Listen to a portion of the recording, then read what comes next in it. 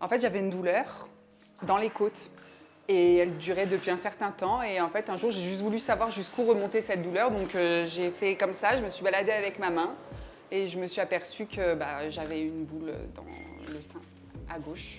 Et c'était tout début janvier, donc j'ai dit je vais juste attendre que les vacances se terminent et dès que mes enfants retournent à l'école, je prendrai un rendez-vous, j'irai chez le docteur. Donc c'est ce que j'ai fait. J'y suis allée, et c'était un jeudi matin, je me rappelle très bien, et elle m'a dit en fait je sens pas une mais deux boules, je sens deux masses. Déjà masse c'est pas très cool comme mot, mais je dis ok. Elle m'a dit ça peut être autre chose ça peut être plusieurs choses, donc il faut aller faire une imagerie pour s'assurer que c'est rien de grave, que c'est bénin, quoi.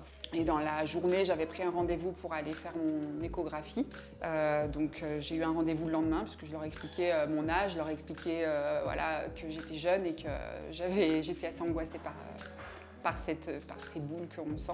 Donc quand j'y suis allée le lendemain, l'échographe a mesuré sous toutes ses coutures mon sein et mon aisselle.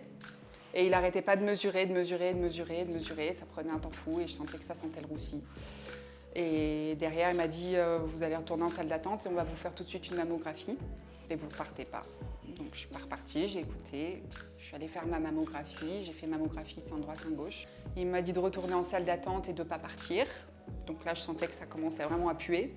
Et quand il m'a rappelé, il m'a montré les images et il m'a expliqué que ce qu'on voyait, c'était plusieurs nodules dans mon sein et plusieurs ganglions sous mon bras, sous mon aisselle. Et qu'il fallait impérativement que j'aille retourne voir mon médecin traitant pour qu'elle m'indique d'aller voir un chirurgien, un spécialiste, sans jamais prononcer le mot cancer, sans jamais prononcer le mot cancer du sein. Donc je suis repartie avec cette nouvelle-là, qui n'était pas vraiment une nouvelle, puisque personne ne m'avait dit que j'avais un cancer, mais je sentais bien que ça n'allait pas être de bonnes nouvelles. Et je suis tout de suite retournée voir ma docteure, qui m'a dit, quand je lui ai dit « mais est-ce que c'est un cancer ?» Elle m'a dit « on sera là pour vous ». Elle m'a pris un rendez-vous avec un chirurgien dans la ville où j'habite, à Grenoble. Et j'y suis allée quasiment dans la foulée, quoi. Ça s'est passé en une semaine, mes examens, entre le début où j'ai vu mon médecin traitant, la mammo, l'écho, et puis la rencontre avec le chirurgien quand j'y vais, je suis avec mon mari et il m'annonce que j'ai un cancer du sein. On ne sait pas ce qu'il veut, on ne sait pas ce que c'est, on ne sait pas quel est son gène, parce qu'il faut savoir qu'il y a plusieurs types de cancer du sein. Et moi ça je ne le savais pas parce que je n'ai pas du tout été éduquée au cancer du sein dans ma jeunesse, ni à me palper, ni à quoi que ce soit, je ne connaissais rien. Et puis à 34 ans, on ne s'imagine pas qu'on nous annonce ça un jour, donc on ne s'y intéresse pas beaucoup. Et donc il m'annonce ça et il me dit qu'il va falloir faire une biopsie, il faut biopsier les ganglions les plus gros et les nodules les plus gros. Il me dit qu'il va s'occuper de tout, que j'ai juste à garder mon téléphone près de moi. Et donc il me dit de rentrer chez moi et de profiter du week-end, parce qu'on était vendredi. Voilà. Donc il me dit oubliez-nous, profitez du week-end, ne vous inquiétez pas, on va s'occuper de vous.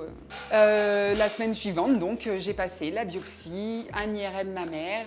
La biopsie, c'est compliqué, ça fait mal, on vous anesthésie le sein, mais quand même c'est toujours très douloureux. En fait, ils vont prélever dans les ganglions et dans les nodules, donc pour connaître quel est le gène de ce cancer et ce qu'il nous veut et comment on va le soigner. Et en quelques jours, j'ai eu les résultats. Donc j'ai de nouveau été convoquée par le chirurgien et j'y suis allée de nouveau avec mon mari.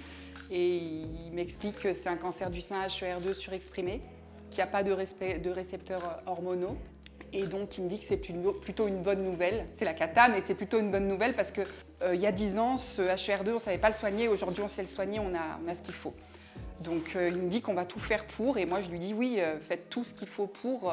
Opérez-moi demain s'il le faut. Et il m'explique que non, on ne peut pas m'opérer en premier parce que le cancer est trop avancé. Il m'explique que c'est un grade 3, un stade 3.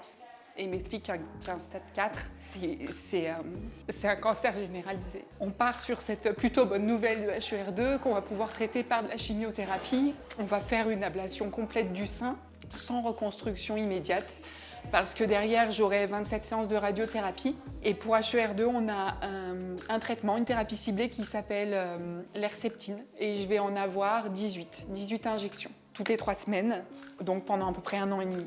Donc, faut digérer la nouvelle, mais c'est pas question de se laisser abattre. Il va arriver la question aussi de est-ce que je vais perdre mes cheveux? Forcément, oui, je vais perdre mes cheveux, mais j'ai envie de vous dire que finalement, on s'en fout parce que des cheveux, on n'en a pas besoin pour guérir. Et puis, il existe plein d'alternatives. Et nous, les femmes, quand on a un cancer, que ce soit du sein ou d'autres choses, on peut très bien être féminine sans nos cheveux. On n'a pas besoin de ça. Finalement, ça devient un artifice. Tout ce qui compte, c'est survivre. On a quand même investi dans une petite perruque, mais voilà, je l'ai très peu mise. Je l'ai mise que pour les débuts où j'avais un peu du mal à accepter cette image de moi, parce que effectivement, les traitements, c'est lourd et vous avez plus de personnalité, vous êtes fantomas. Vous n'avez plus de sourcils, plus de cils, plus de cheveux.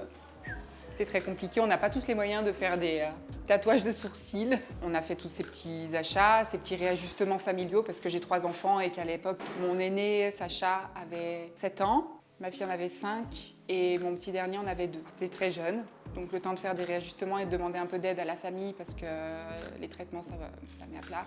Un jour du mois de février, 2 février même, 2021, je me suis fait poser un pack ici pour pouvoir injecter la chimiothérapie. Et ce jour-là, on m'a transférée directement en chimiothérapie pour recevoir ma première injection. Donc j'ai eu 4 injections fortement dosées, voilà, mais qui sont là pour mettre à terre toutes les cellules cancéreuses. 4 injections donc tous les 15 jours. Ensuite, j'ai eu 12 injection d'une autre sorte de chimiothérapie. Donc ça a pris de février jusqu'au mois de juillet, à raison d'une fois par semaine pour les 12 autres chimios. Et ça m'a terrassée. J'étais complètement anéantie. J'avais plus de force, plus d'envie, mais il fallait continuer tant qu'on ne savait pas si les résultats étaient bons. Je me disais, en fait, tu continues, tu t'accroches au plan des médecins et c'est tout ce que tu as à faire. De toute façon, tu n'as pas le choix, tu as des enfants, donc tu n'as pas le choix. Et en juillet, quand j'ai fini ma chimio, on m'a fait un IRM mammaire. Et là, le médecin a demandé à me voir tout de suite. Je pensais qu'on allait me donner les résultats plus tard, mais il a demandé à me voir tout de suite. Et il m'a dit, il n'y a plus rien du tout. Il n'y a plus une seule trace. C'est comme si ça n'avait pas existé. Donc là, j'ai quand même revu le jour à ce moment-là. Et on a fait un break avec les soins. On est parti 3 semaines en vacances parce que derrière, il fallait que je me fasse opérer. Donc l'opération, c'était donc une mastectomie totale avec un curage axillaire pour enlever en fait tous les ganglions. Et là, donc je me suis fait opérer début août, le 10 août même 2021. Quand j'ai vu pour la première fois mon corps sans ce sein, c'était un choc parce que on ne se reconnaît pas, on a des bleus, des hématomes. Les gens ne le voient pas forcément de l'extérieur, mais c'est une souffrance que je souhaite à personne. Et tout en me disant, mais heureusement que tu t'es palpé les nibards un jour quand tu t'es levée du lit, quoi. Parce que sans ça, tu serais peut-être déjà morte. Donc, ok, j'ai plus de sein, mais en fait, ce sein, ça représentait quoi aujourd'hui? Un cancer. Donc finalement, autant vivre sans. Et puis on aura peut-être une reconstruction plus tard, c'est ce que je me disais à ce moment-là. J'ai eu 1 mois pour faire ma rééducation parce qu'1 mois plus tard, il fallait entamer la radiothérapie. Et en fait, en radiothérapie, vous avez le bras comme ça et il faut pouvoir tenir à peu près une demi-heure.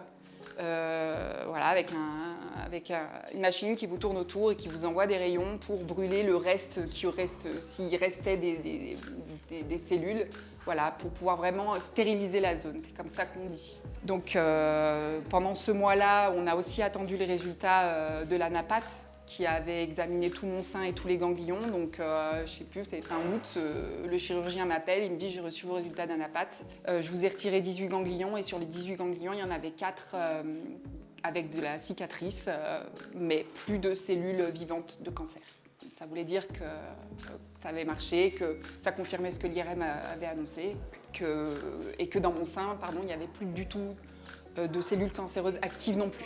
C'est ce qu'a révélé la napate. Donc ce résultat a été vraiment au-dessus de mes espérances. On continue le combat, on va faire ces rayons. Alors, il faut savoir que ma rencontre avec la radiothérapeute, voilà, pas été celle que j'aurais espérée. Ce qu'elle m'a expliqué que la radiothérapie, ça allait traverser mon corps, ça allait pas juste s'arrêter au niveau de la zone mastectomie et au niveau de l'aisselle. Ça allait avoir une répercussion sur cœur, poumon, thyroïde, foie, enfin tous les organes en fait qui sont sur le buste, qui sont à l'intérieur, et qu'elle est obligée de me le dire, mais ça arrive qu'à 5% de personnes de développer des séquelles derrière. Mais il faudra quand même qu'on surveille ma thyroïde, j'aurai un suivi cardiaque.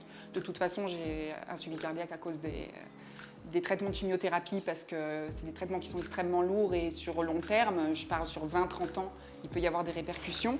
Mais voilà, la radiothérapie vient mettre un coup de massue par-dessus et là, je me dis... c'est trop en fait. En fait, on vient me soigner quelque part pour me détraquer ailleurs. Enfin, j'en ai ras-le-bol, fichez-moi la paix, puisque de toute façon, je suis guérie. Enfin, guérie en rémission. Rémission, c'est encore un mot qui a du mal à être prononcé par les médecins parce que là, ils sont très prudents avec la maladie. Puisque je suis en rémission, pourquoi est-ce que je devrais faire ça? Et on m'explique que j'ai moins de... Si je fais cette radiothérapie, j'ai moins de 5% ensuite de malchance de redévelopper un cancer derrière, contre 20% si je ne la fais pas. Donc qu'est-ce que je décide? Je décide d'aller jusqu'au bout des traitements. C'est mon côté un peu... j'ai pas envie d'obéir à tout ce qu'on me dit, mais voilà, je le fais. Et entre-temps, je continue à prendre toutes les 3 semaines mon Herceptine. Finalement, on va plus me l'injecter dans le pack, on va me l'injecter avec une seringue, donc en fait c'est vachement plus pratique, ça veut dire que toutes les 3 semaines je descends à l'hôpital, en ambulatoire, je vois une infirmière, elle me fait mon injection, elle me l'injecte le produit en à peu près 7-8 minutes. Donc c'est hyper court parce qu'il faut savoir que le temps d'une chimiothérapie c'est plus de 3 heures au début, donc c'est pour ça qu'on reste des demi-journées, voire des journées entières à l'hôpital. Donc là on est sur la fin du traitement et je suis de nouveau assez en forme, en plus mes cheveux repoussés, donc je suis assez contente en juin 2022. Donc je finis ce traitement d'Herceptine et je vais voir mon oncologue pour sa dernière injection. Et donc elle m'annonce ma guérison, enfin ma rémission. Là, elle prononce le mot, elle me dit vous allez bien, Madame Lehue, vous êtes en rémission maintenant. Je vous revois dans 1 an. Dans 1 an? C'est long 1 an. C'est long 1 an parce que quand on passe 1 an et demi à voir des médecins tous les 10 jours ou même moins que ça des fois, se dire qu'on ne reverra pas l'oncologue avant 1 an, c'est peut-être quelque chose de presque paniquant. Parce qu'on est habitué à être très entouré médicalement. Mais finalement, je me dis que si on me fout la paix, c'est peut-être une bonne nouvelle, peut-être une bonne chose. Je bénis ce jour où je me suis palpé les seins, parce que si je ne l'avais pas fait, je ne sais pas où je serais aujourd'hui et peut-être que je ne serais pas là en train de vous raconter mon histoire. Et voilà, c'est vraiment très important dès le plus jeune âge. C'est important dès l'adolescence d'être sensibilisé au cancer du sein parce que ça n'arrivera pas à toutes, fort heureusement, mais ça arrivera à une femme sur 8 qui est beaucoup. Si vous n'arrivez pas à vous caler un rendez-vous de gynéco une fois tous les 6 mois, eh bien, essayez de vous mettre un rappel sur votre téléphone portable, 1 fois par mois, hors période de règles, où vous allez palper votre poitrine, autour, sous le bras, les ganglions. Ici, il peut y en avoir aussi, donc là, au niveau de la clavicule. Et peut-être que ça vous sauvera la vie. Et peut-être que vous n'aurez jamais de cancer du sein, et je vous le souhaite. Mais voilà, pour moi, c'est un message de prévention qui devrait être obligatoire à faire diffuser voilà, dans les lycées, sur les réseaux. Il y en a de plus en plus, mais on voit encore beaucoup de prévention pour les plus de 50 ans. Et moi, j'avais 34 ans. J'ai perdu beaucoup de sœurs de combat, jeunes, beaucoup trop jeunes, parce qu'elles n'ont pas été dépistées à l'heure, parce qu'on leur a dit vous êtes trop jeune, c'est rien, ne vous inquiétez pas. Diagnostic trop tardif. Et ça, c'est plus possible en 2023. On ne peut pas laisser mourir des jeunes femmes de cancer du sein alors qu'on a tout ce qu'il faut pour les traiter. Donc aujourd'hui, là, je suis en rémission. On dira une rémission complète quand ça fera 5 ans que je serai en rémission. Et là, ça fait seulement 2 ans et demi. Donc voilà, j'ai un suivi tous les 4 mois. Par mon oncologue ou par la radiothérapeute ou par le chirurgien gynécologue qui m'a opérée. De cette rémission, j'en profite pour prendre beaucoup de temps pour moi en fait parce que c'est quelque chose que je ne faisais pas avant et j'écoute mon corps et j'essaie de faire des choses qui me font du bien, des choses qui m'animent en fait parce qu'il faut savoir que le cancer vous fait perdre confiance en vous et c'est très compliqué après de revenir. Je parle même pas du marché du travail, mais je parle d'avoir confiance en soi, de tenir un discours, d'être avec des amis. Voilà, ça devient très compliqué puisque on a des séquelles après les traitements, des séquelles assez pénibles au niveau neurologique. On perd nos mots, c'est limite s'il faut aller voir un orthophoniste, quoi. C'est assez déconcertant parfois de ne pas trouver ces mots, de pas arriver à exprimer ce qu'on veut dire. En termes de conseils pour l'après, moi je pense sincèrement que faire du sport est quelque chose qui m'a sorti la tête de l'eau en fait. Parce que je pensais tout le temps, est-ce que je vais rechuter? Parce que c'est vrai qu'on vit avec une épée de Damoclès au-dessus de la tête. Et ça, c'est vraiment, vraiment horrible. Dès qu'on a quelque chose qui nous tracasse, on est là en train de se dire, est-ce que c'est pas un cancer? Est-ce que c'est pas quelque chose qui se réveille? Est-ce que je vais pas, est-ce que je vais pas retomber malade? Non, mais en fait, pour sortir de tout ça, le sport m'a vraiment, vraiment largement aidée. C'est-à-dire qu'avant, je n'étais pas du tout sportive. Pour moi, transpirer, c'était un gros problème. Vraiment. Mais j'ai appris et j'ai compris que pour maintenir ma rémission, il me fallait être en bonne santé. Donc, il fallait que je fasse du sport, il fallait que je fasse un rééquilibrage alimentaire. Les traitements font grossir, les traitements mettent à plat. Alors, évidemment, c'est pas en 3 jours que ça se fait derrière. Mais on peut y arriver, j'en suis la preuve vivante. J'ai été capable de le faire. Et alors même si j'ai un petit peu arrêté pendant l'été parce que j'avais beaucoup de choses à faire avec ma famille, là je m'y suis un petit peu remise et ça fait un bien fou et ça vide la tête. Donc et ça permet vraiment de maintenir le corps en forme et en santé. Les médecins le disent et moi je confirme en tant que patiente. Après, pour ce qui est de la reprise du travail, alors moi là j'ai un trou de à peu près 3 ans et demi dans le CV. Donc là, je ne suis pas prête. Personne n'est prêt à me recevoir de toute façon. J'ai monté un dossier auprès de la MDA pour faire une reconnaissance de handicap, en fait, parce que suite à la mastectomie et au curage, j'ai perdu à peu près 50% de mes facultés et de ma mobilité avec mon bras gauche. Et j'avais un métier j'étais auxiliaire de puériculture et je portais beaucoup les enfants. Et là, aujourd'hui, c'est plus quelque chose que je peux faire, donc probablement que je chercherai une reconversion professionnelle. Et je voudrais vraiment dire aux femmes qui sont dans ma situation ou dans mon cas, qu'en fait, finalement, c'est pas grave. L'important, c'est vraiment d'être là, d'être en santé, d'être avec sa famille, de prendre du temps pour soi. Le travail, ça reviendra ou pas, ça reviendra peut-être pas, voilà. Mais l'important, c'est de prendre soin de soi et de s'écouter. C'est vital.